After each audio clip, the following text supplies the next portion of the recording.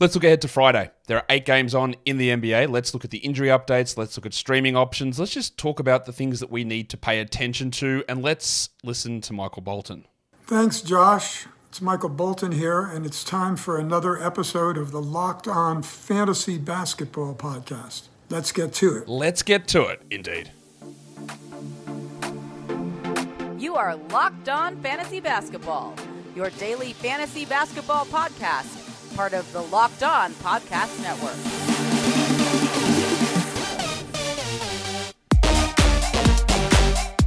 Hello and welcome to the Locked On Fantasy Basketball Podcast, brought to you by Basketball Monster. My name is Josh Lloyd, and the reason that Grand Theft Auto 6 is delayed is that I haven't signed off on them using my likeness. I'm also the lead fantasy analyst at basketballmonster.com, and you can find me on Twitter as always, at redrock_bball, on TikTok at redrock_bball, and on Instagram at LockedOnFantasyBasketball. Don't worry, I'll sign it off soon. Thank you also for making Locked On Fantasy Basketball your first listen every day. We are free and available on all platforms. What do you reckon you should do? I know you've done it. You've thumbed it up. What a great idea. Notification bell? Ding, ding, ding. Hit the subscribe and go and pre-thumb and pre-like and pre-bang the trade deadline show. Thursday, February 8th, live on YouTube, 1:30 p.m. Eastern. Be a double banger as well. Always do the audio and the video. And you can always chime in on the premieres and leave your comments here on the video side of things as well. We're talking about Friday. There are 10 games on for us to talk about. A lot of very, very intriguing things across the NBA. Let's have a look at where we are with injuries at the moment. That's always a depressing but also important place to start. We've got Gordon Hayward, who is going to be out for the Hornets.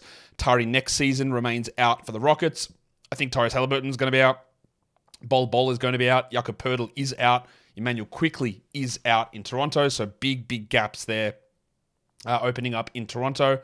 Derrick Rose is out. Gary Harris is out for the Magic. Darius Garland and Evan Mobley are both out. But a very, very intriguing update from Chris Fedor today, as I just sidebar into this. He was like insinuating that Evan Mobley is going to be back before Darius Garland. Interesting. A 4-week injury versus a 6 to 8 week knee surgery. And the 6 to 8 week knee surgery is going to be back before the 4-week jaw issue? What? My general rule always, you know what it is. Find the knee surgery timeline and go the back end plus a bit more. The fact that Mobley could be back next week, apparently he's doing work already, which again is pretty crazy. It makes no sense to me, A, why you would rush Evan Mobley back from a knee surgery, which again is ridiculous to do, but we know NBA teams have some issues with how they manage injuries. Look, this is from the Mobley thing. He's been out since the 6th of December, but he didn't have that surgery until, or it wasn't announced until the 16th of December. So 8 weeks from that is like the middle of February, the start of February. So he's going to come back earlier than that. While Garland hurt himself on the 14th of December, he's already passed that 4-week timeline. That would be wild to me that would be what happens. I still don't really believe it, but Mobley's doing a ton of work on the court. So we've brought his return date in. I was thinking All-Star break. It's going to be before All-Star break. He might be back before the trade deadline, which again is insane. But it's gone so well when players return earlier than their reevaluation and initial timeframes this season. It's been immaculate. It's been fantastic. And as I say that, I know Tyrese Halliburton's one of them. But there's another one, and I just can't think what it is. What's the other one? The guy who returned too early. Like way earlier than his initial evaluation timeframe. I cannot think, but I'm sure it exists or it doesn't, and I'm just too delusional. That's possible as well. Jabari Smith missed the last couple of games. He's actually off the injury report, so that's good news for him. Bad news if you were considering Cam Whitmore, or if you'd lost your mind, you were considering Jeff Green. That's not going to be a thing that's happening. Jayshawn Tate is on the injury report as questionable. Sticks, Jalen Smith, he is questionable for Thursday's game. The Pacers are the only team playing the Thursday-Friday back-to-back, so we don't know whether Smith is going to play. If he is out, Toppin and Jackson get the boost. Eric Gordon missed the last one for the Suns, so I'm going to list him questionable. And for the Hawks, we don't have that official, or do we have the official update? I think we might have just got the official update on the Hawks, because we really haven't seen Hunter play for a long time. We haven't even had an update on DeAndre Hunter for a long time. Oh, we've got some of an update here for the Hawks, so not a full update, which is awesome. Trae Young is officially questionable. Clint Capella is on the injury report as questionable. Bruno Fernando is questionable, but we don't have an update on DeAndre Hunter. That's interesting. In fact, I'm going to pause this recording. You won't see the pause. I'm just going to go and investigate that. All right, so I went and looked, and the official NBA injury report hasn't been submitted for the Hawks, but the Hawks did tweet it out that Hunter is out. So we know that. So there's been really no update on him. So I'm just going to assume that DeAndre is going to be out for like another 3 or 4 games. Who knows? There's been no update on that at all. Sadiq Bey is a streamer and not a must-roster player. Yes, Trae Young, officially questionable. So is Wes Matthews, Bruno Fernando, Clint Capella. Kyrie Irving missed the last game with an injury that wasn't going to keep him out any time, so that's great. Don't know whether he misses this one. Dwight Powell was also a late scratch in the last game too. I had Paul George listed as questionable because they limited his minutes to manage an injury from December at the end of the last game, which was, again, insane and full of lies. But he's not on the injury report. So I don't know. I don't know what any of that means, but there's a number of things that I don't trust. Players talking about their own injuries, they lie all the time. But specifically, the Clippers and Paul George and Ty Lue lie consistently about his injuries. Always. There's always a lie there. So I don't know what to make of this. He is officially not on the injury report, so that's great news. So why was he managed to play 10 minutes fewer than the other players last game and getting subbed out in closing time for this injury that's not a real injury? I don't know, man. It's a bit fishy. He's getting traded, Josh. Santi Aldama will miss the last game with knee soreness. This team is just in flux every moment we look at them, the Grizzlies. Same as Luke Kennard, who has been a good 12-team league guy. I would much prefer Kennard over Aldama. Santi can be a fringe 12-team league guy. I don't really buy it with him. He can't shoot free throws. He's a three-point shooter who doesn't hit them very well. He's not a shot blocker, even though that has improved this season. He really hasn't got any big minutes in any game, and now he's got a knee issue. You can stream him if he plays, but I am just not that interested. I just don't think he's a good permanent producer. But he's questionable. And if he is out, it just means more for the other random blokes. Same as if Kennard is out. Scott Pippins and Gilliards and, unfortunately, David Roddy, those sort of players. Trey Jones is questionable. Last game we saw Wesley and Branham take those minutes. They both played well, and the odds of them both playing well in the next game have to be extraordinarily low, but you could stream them in deeper formats. And then the good news is Markel Fultz and John Isaac sat the last game. It was a back-to-back. There was no risk that they were going to miss this one, but they are officially in. For the Orlando Magic's lack of updates on long-term injuries, and they're horrific at that, they are awesome at short-term updates. They give you those updates earlier than any team in the NBA. They're accurate earlier than any team in the NBA. They give you starting lineups earlier than any team in the NBA. The other one who's good at that is Portland. But in terms of long-term updates on injuries, they suck. They're close to Charlotte level. Not quite, but they're close. But I give them props for what they do in short-term injury updates. They're good at that. There's a lot of teams with a Friday, Saturday back-to-back. Saturday has 10 games, Friday 8. So we're looking at 11 different teams. The Hornets, not 11, 7, sorry. Jesus Christ. Hornets, Mavs, Rockets, Clippers, Bucks, Pelicans, Spurs. So what are we looking for there? Doncic, maybe a back-to-back rest risk. Kawhi, probably not. Paul George, definitely with the Clippers. Watch that one. Giannis, Middleton. I think Middleton's the big risk there. Pelicans, Zion and Trey. Last time they rested everybody. Well, the big four anyway. So shout out to Big Four caravan parks, by the way. The Pelicans. So, yeah, I would think that Trey and Zion sit one of those 2 games. And the Spurs, there is a chance that Wembanyama plays the back-to-back. There's a chance he doesn't, but there's a chance that he does. So just watch that, whether you're valuing Zach Collins in that spot.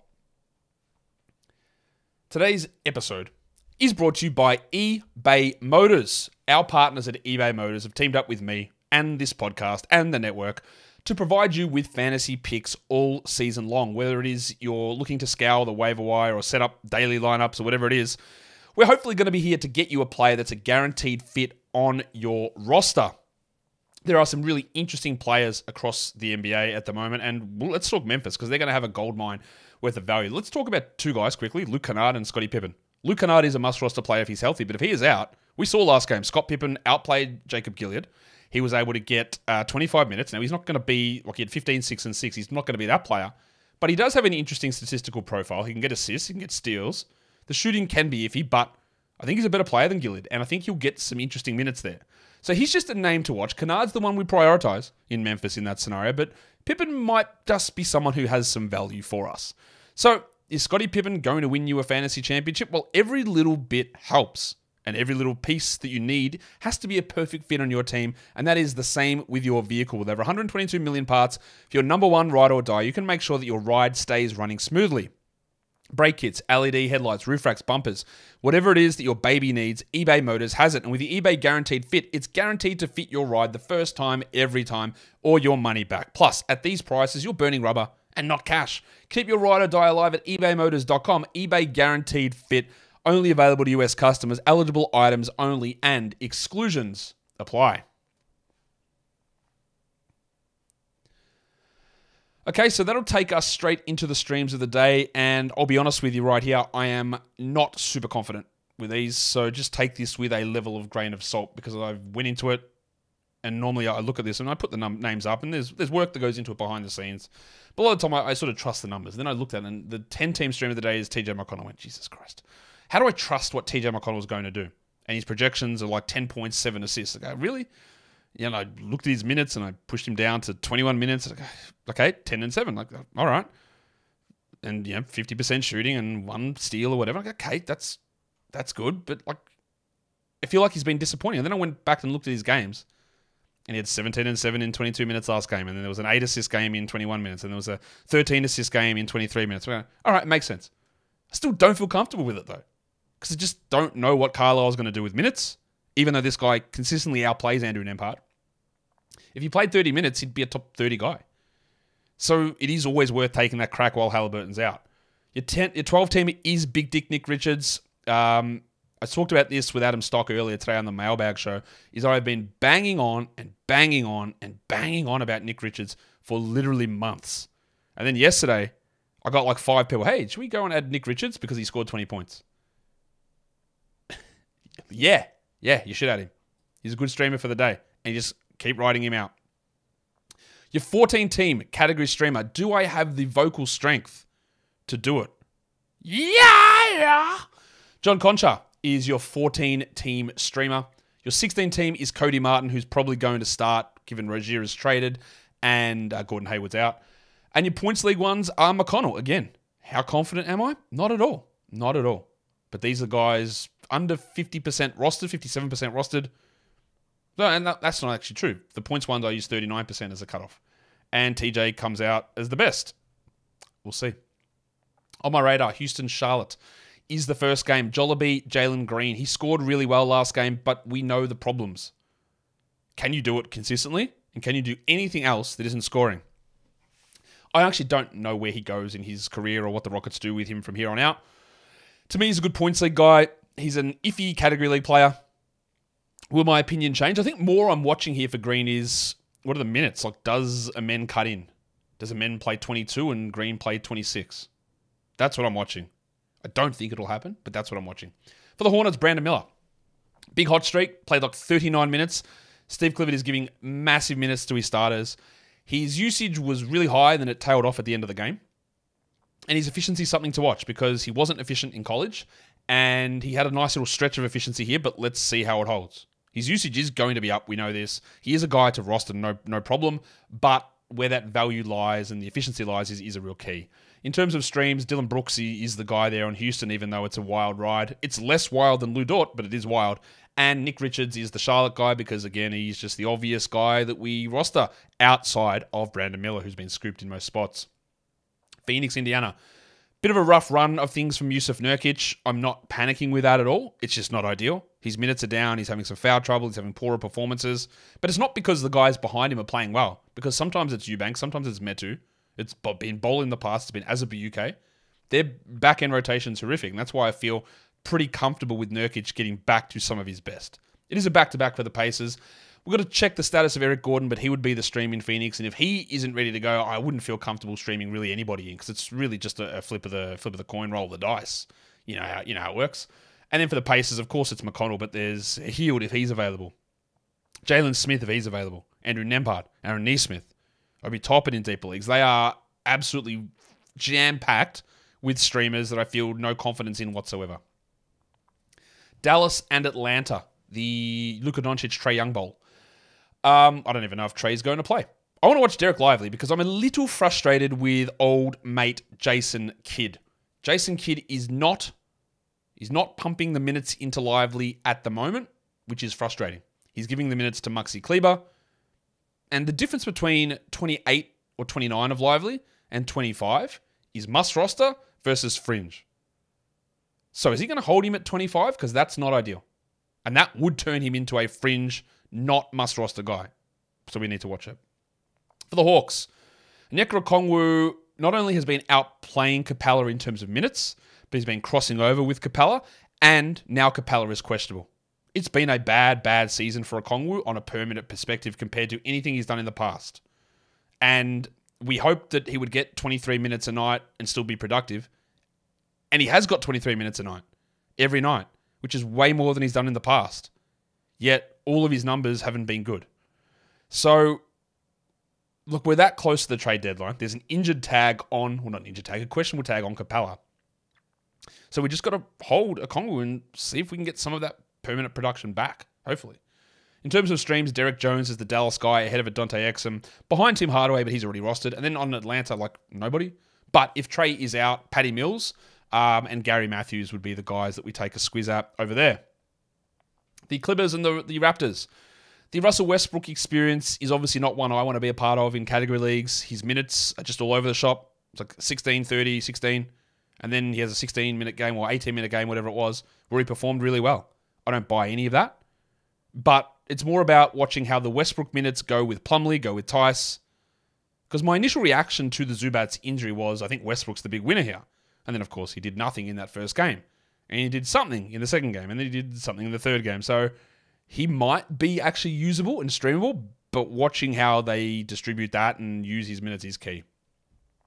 But I think it will be strong because the Raptors are small. No Pirtle, and it's going to be Thad and Porter. So they can afford to play Westbrook at center, or if it's Paul George, however you want to view it. They don't have to have Plumlee out there or Tice out there. So I think this might be a bigger Westbrook game. For the Raptors, it's watching what they do with Bruce Brown, because his first game was really encouraging, and then they've just said, no, we're not going to play you big minutes. I don't think he's on this team long term. Honestly, if I woke up tomorrow morning and Bruce Brown played for another team, I wouldn't be shocked either. So we're watching what his minutes are like. I still think he's a hold for the deadline, but in a desperation situation where there's someone else out there that you like, I don't think you lose a huge amount by moving on. In terms of streams, it is probably Mason Plumlee, although the Cockroach's minutes are obviously well down.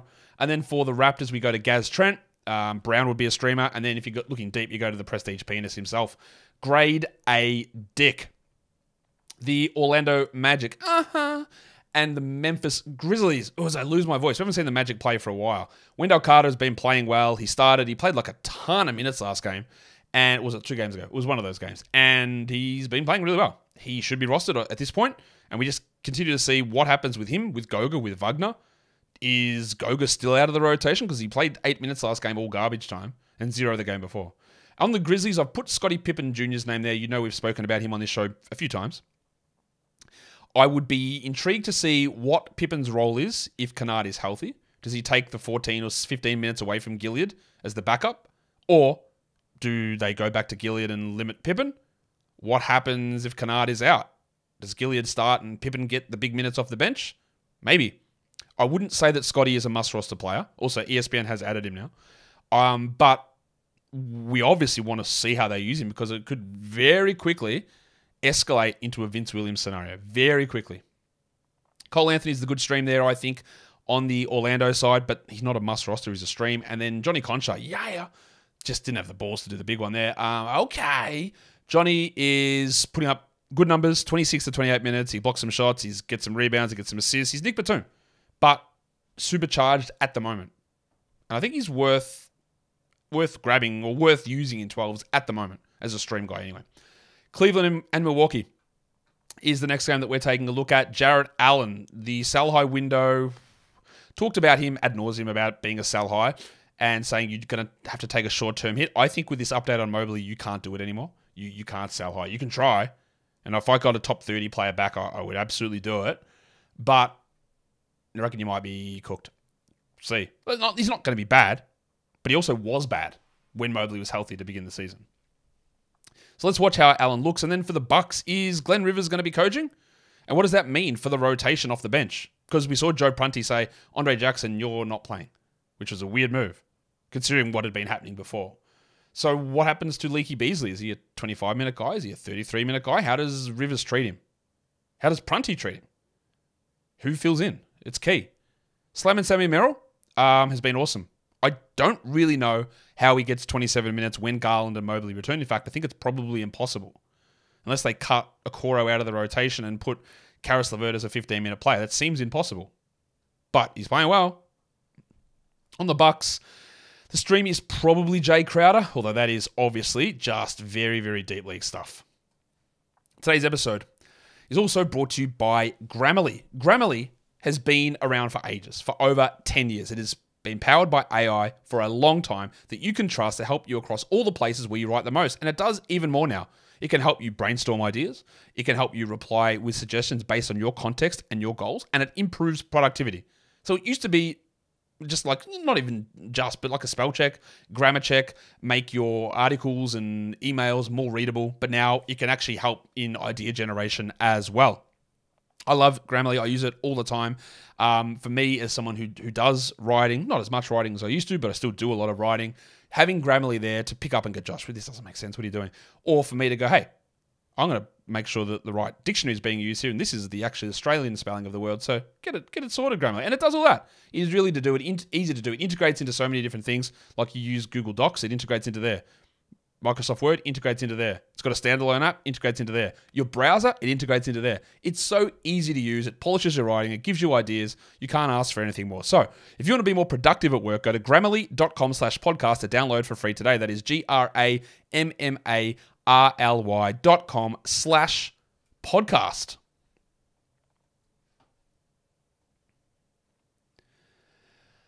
Okay. Next game, what's on my radar? It is the Thunder and the Pelicans. Josh Giddey is struggling a little bit at the moment. Minutes are down, production's down. I do think he is a hold. I do think he is a 12-team league guy, barely. But if I'm in a 10, I'm not sure that he is. But let's see if he's able to change that minute allocation. I don't think he will. For the Pelicans, it's about watching Trey Murphy here, because obviously things are not going very well for him at the moment, and I don't believe that he's a must-roster player.